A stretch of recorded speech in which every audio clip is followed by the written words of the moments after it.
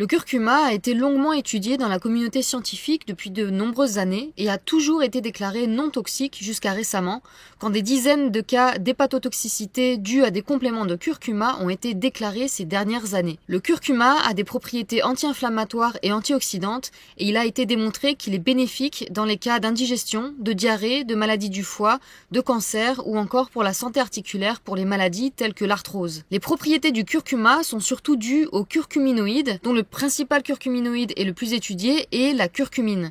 À savoir que la poudre de curcuma contient naturellement 3,14% de curcuminoïdes, c'est-à-dire que 10 g de poudre de curcuma contient 314 mg de curcuminoïdes. Lorsque vous consommez des compléments de curcuma, ils sont généralement très concentrés en curcuminoïdes.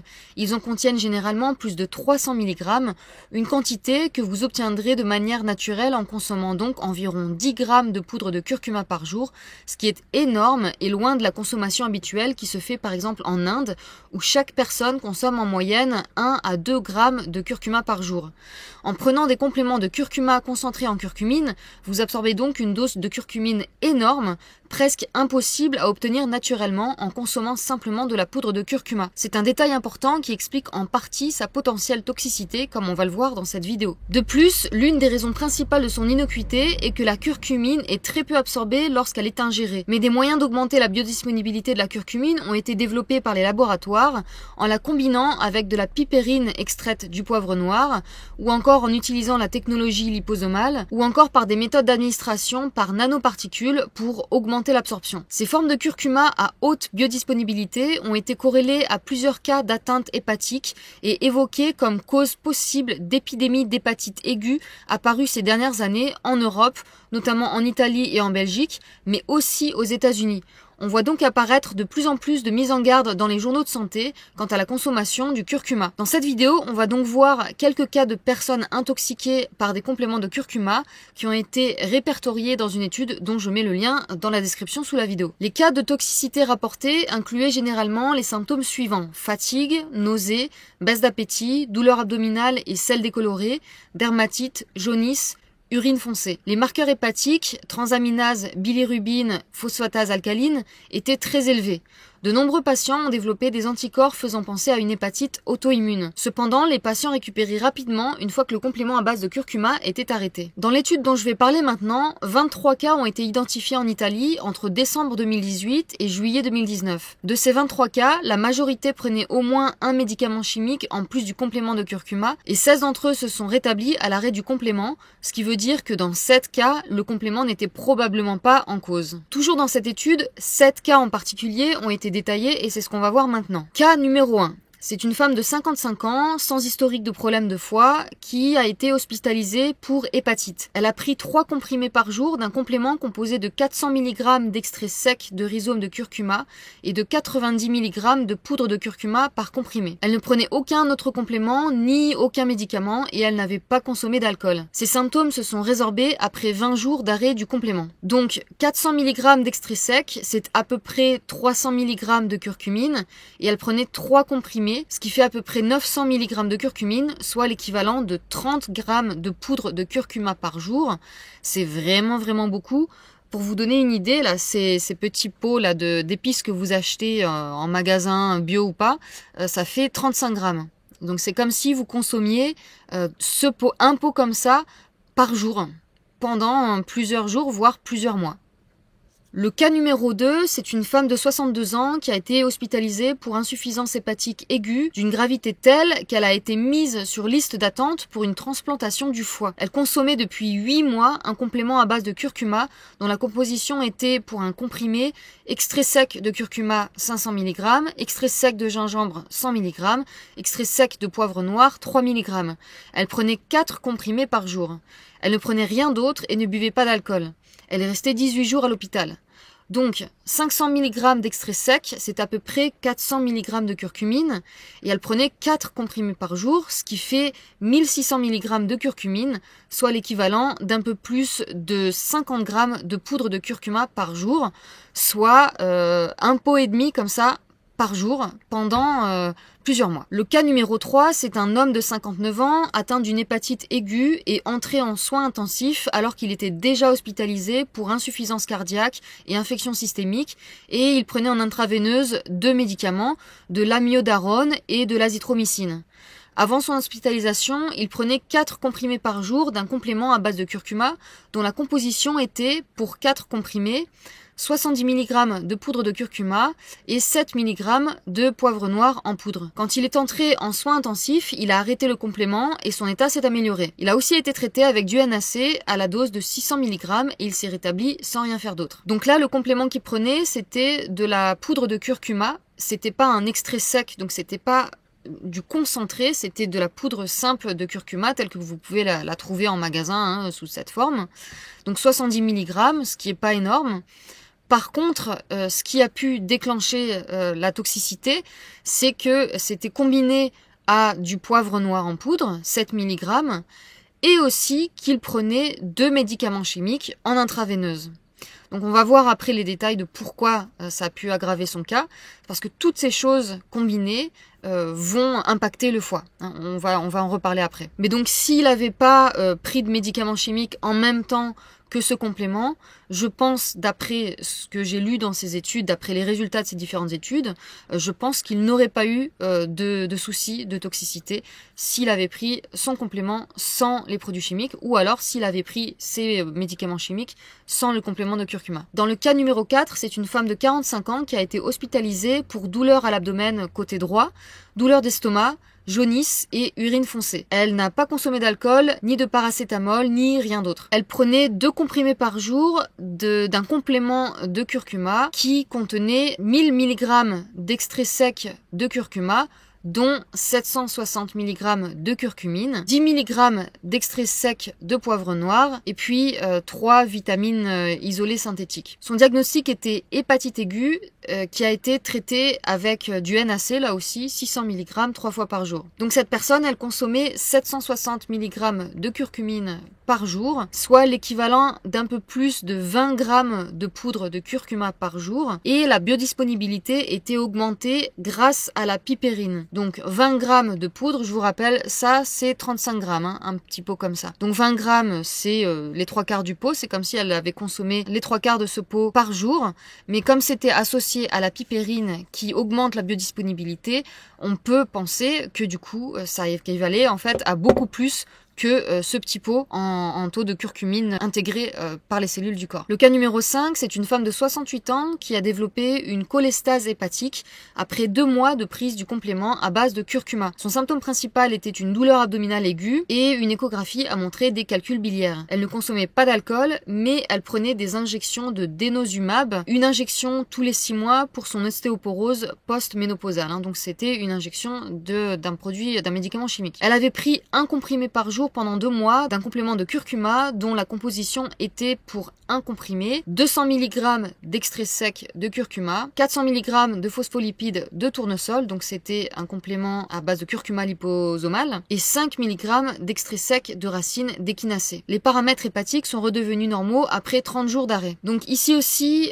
200 mg d'extrait sec de curcuma, on va dire que c'est à peu près pareil, 200 mg de curcumine, ce qui équivaut à un peu moins de 10 grammes, je dirais aux environs de 7-8 grammes de poudre de curcuma consommée par jour, ce qui est moins que ce qu'on a vu précédemment, mais ce qui est quand même beaucoup. Personne ne consommerait environ 7 ou 8 grammes de curcuma par jour. En plus là, comme on l'a dit, c'était sous forme liposomale, ce qui la rend encore plus biodisponible, et donc ce qui force en fait la curcumine à entrer dans les cellules. Et en plus, elle prenait à côté un médicament chimique. En tout cas, on voit ici encore que même s'il y a peu d'extrait sec de curcuma, peu de curcumine comparé à d'autres compléments qui contiennent beaucoup plus de curcumine, à partir du moment où c'est rendu beaucoup plus disponible à cause de la technologie liposomale ou à cause de la pipérine, ça peut causer beaucoup de problèmes. Le cas numéro 6, c'est une femme de 56 ans qui s'est présentée à l'hôpital avec une jaunisse et des marqueurs hépatiques élevés. Le diagnostic, c'était hépatite aiguë.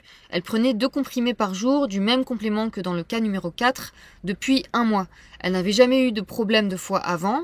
Et elle prenait en même temps que son complément de curcuma du bisoprolol, qui est un bêta-bloquant. Et il est indiqué dans l'étude que son état s'est amélioré par la suite. Donc c'est le même complément que pour le cas numéro 4, c'est 1000 mg d'extrait sec de curcuma, dont 760 mg de curcumine, extrait sec de poivre noir, plus des vitamines isolées chimiques. Et là en plus, elle prenait un médicament chimique en même temps, donc voilà, ça explique vraiment son hépatotoxicité, puisque c'était déjà une énorme dose de curcumine qu'elle prenait, en combinaison avec un médicament chimique.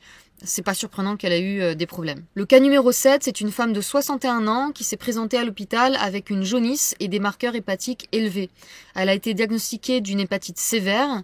Elle consommait un comprimé par jour depuis 2 semaines d'un complément de curcuma composé de 275 mg d'extrait sec de curcuma, dont 237 mg de curcumine, 100 mg d'extrait sec de boswellia, 10 mg de litotam. Et quand elle a arrêté, ses paramètres hépatiques sont redevenus normaux. Là, dans cet exemple, 237 mg de curcumine, c'est pas énorme. Ça représente moins de 10 g de poudre de curcuma. Ça représente dans les environs de, un peu comme tout à l'heure, je dirais dans les environs de 7 grammes. J'ai pas fait les calculs, mais en gros, c'est à peu près ça. Bon, ça reste quand même beaucoup. C'est 7 grammes de curcuma pur par jour. C'est quelque chose que personne ne fait. Personne n'utilise 7 grammes, ça va faire ça va faire cette quantité à peu près par jour, c'est vraiment beaucoup. Après, dans le reste de ce qu'elle a pris, il n'y a pas d'exhausteur de biodisponibilité comme la piperine ou la technologie liposomale. Par contre, il y avait de l'extrait sec de boswellia qui pourrait expliquer peut-être là aussi une combinaison qui peut poser problème au niveau du foie. Mais ce cas numéro 7, c'est à la limite le moins facile à expliquer de tous les autres cas qu'on a vus, parce qu'elle prenait pas non plus de médicaments chimiques en même temps. Alors pour revenir sur la toxicité du curcuma, comme je le disais, la grande majorité des études ont toujours montré une totale innocuité chez les humains. Par contre, des expériences sur des rats et des souris avaient montré une hépatotoxicité du curcuma à haute dose chez les rats et à petite dose chez les souris. Il a aussi été démontré qu'une dose élevée d'oléorésine de curcuma chez les porcs réduisait la prise de poids en réduisant l'absorbabilité des nutriments, augmentait le poids du foie et de la thyroïde et induisait des modifications histologiques du foie, des reins et de la vessie. Dans les études sur les humains, le dosage a aussi été évalué. Dans une étude, 100 patients diabétiques et obèses recevaient 300 mg de curcuminoïdes par jour pendant 3 mois, sans effet secondaire. Donc 300 mg de curcuminoïdes, comme on l'a vu, ça équivaut quand même à 10 g de poudre de curcuma, ce qui est beaucoup. Mais en tout cas, dans cette étude, ils ont montré que cette quantité ne provoquait pas d'effet secondaire quand elle était prise quotidiennement pendant 3 mois. Dans des études contrôlées randomisées, environ 5% des sujets avaient des résultats d'analyse montrant un dérangement de la fonction hépatique, surtout lorsque la durée du traitement était de moins d'1 mois. Mais ces résultats sont apparemment idiosyncratiques, c'est-à-dire propres à la particularité de chaque individu, donc on ne peut pas déduire de généralité de ces résultats. Alors ce qui explique la toxicité des compléments de curcuma, selon moi et d'après les conclusions de ces différentes études que j'ai lues, dont je mets les liens dans la description sous la vidéo si vous voulez aller les lire. Donc ce qui explique la toxicité des compléments de curcuma, pour moi, c'est la combinaison de 3 choses. Première chose, c'est des dosages trop importants et pas naturels, c'est-à-dire inatteignables avec une consommation normale alimentaire de poudre de curcuma. Quand on voit que les dosages qu'il prenait équivalaient à 10 grammes de curcuma et jusqu'à 50 grammes de curcuma par jour, c'est absolument énorme et pas naturel. La deuxième chose, c'est des ajouts artificiels d'exhausteurs d'absorption tels que la piperine, la technologie liposomale ou encore les nanoparticules qui ajoutent encore au surdosage. Et la chose numéro 3, c'est l'effet combiné du curcuma et de la piperine qui inhibe tous les deux l'activité des cytochromes P450 et qui empêche donc le foie de se détoxifier des produits chimiques. Si ces cytochromes P450 sont inhibés, le foie ne peut plus détoxifier les médicaments chimiques pris par le patient. Je cite un extrait de l'étude. La curcumine a démontré un effet inhibiteur sur un certain nombre de sous-types du cytochrome P450. Ainsi, le curcuma peut potentiellement interagir avec certains médicaments conventionnels tels que les anticoagulants, les antibiotiques, les médicaments cardiovasculaires, les médicaments anticancéreux et les antidépresseurs. Parmi les cas recueillis en Italie, 3 sujets ont déclaré avoir été exposés à un ou plusieurs médicaments concomitants au moment de l'apparition de la toxicité hépatique. En ce qui concerne les 23 cas identifiés grâce à la revue systématique, la majorité des patients patients avaient été exposés de manière concomitante à au moins un des médicaments listés ci-dessus. Donc on voit là vraiment que c'est la combinaison de médicaments chimiques plus curcuma et encore plus il y a la pipérine dedans qui va provoquer des problèmes. Aussi, beaucoup de ces produits incriminés contenaient de la curcumine synthétique. Sachez que les produits ayant un niveau élevé de curcumine, tout en ayant un prix bas, contiennent généralement de la curcumine synthétique. La production de curcumine synthétique peut entraîner la présence de composés de dégradation, comme par exemple de l'acide férulique, de l'acétone ou de la vanilline, et des résidus de solvants comme l'isopropanol, l'acétate d'éthyle, l'acétone, le méthanol, l'éthanol et l'hexane qui sont tous toxiques. Et à savoir que pendant mes recherches, je suis ensuite tombée sur une étude portant sur une nouvelle formulation de curcuma hautement biodisponible appelée curcufène à base de curcuma et de fenugrec, montrant qu'une prise de 1000 mg dont 380 mg de curcuminoïdes par jour de ce produit pendant 3 mois n'élevait aucun marqueur de toxicité du foie ni des reins chez 20 sujets. Mais je me suis rendu compte après que les scientifiques qui avaient effectué l'étude avaient déclaré un conflit d'intérêts et étaient financés par la marque en question. Donc c'est pas vraiment un produit que je conseillerais tant qu'il n'y a pas d'études objectives et sans conflit d'intérêts effectuées sur ce produit. Alors ma conclusion, qui est une conclusion personnelle, est que la grande majorité des gens ne développent pas de problème avec des compléments de curcuma. Mais comme toujours, je préfère conseiller des produits bruts le plus possible parce que je pars du principe que la nature est bien faite et que plus on cherche à isoler ou à concentrer des molécules, plus la toxicité est élevée. Preuve en est avec ces études qui montrent que la poudre de curcuma brute est non toxique tout en étant bénéfique pour la santé, alors que les compléments à base de curcumine concentrée et rendus artificiellement plus absorbables rend ces compléments potentiellement toxiques, sans parler de la curcumine synthétique qui est souvent rajoutée dans les compléments à bas prix et qui vient avec son lot de traces d'adjuvants chimiques. Ces compléments peuvent être particulièrement toxiques si pris conjointement avec un traitement médical chimique, puisque la curcumine, et encore plus si elle est liée à la pipérine, peut bloquer la détoxification des produits chimiques par le foie. Donc personnellement, si je devais conseiller une complémentation en curcuma, ce serait de la poudre de curcuma toute simple, bio, à ajouter dans vos plats et surtout pas de forme concentrée si vous prenez un traitement médicamenteux. Voilà, j'espère que cette vidéo vous a plu, qu'elle vous a appris quelque chose sur le curcuma. Si vous avez des questions ou des remarques, n'hésitez pas dans les commentaires sous cette vidéo. Je vous vois dans la prochaine vidéo. À bientôt, salut!